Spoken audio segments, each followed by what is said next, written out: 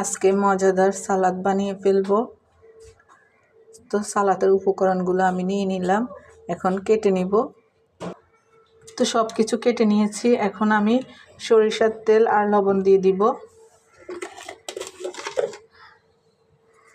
লবণ, একটু লবণ দিই, পরিমাণ মতো সরিষার তেল দিয়ে দিলাম। এখন মেখে নিব।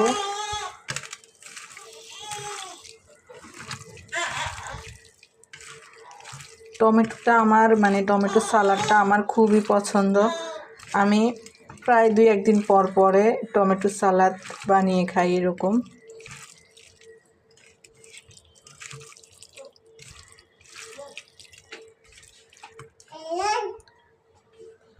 মজাদার সালাদ বানিয়ে ফেললাম, দেখেন।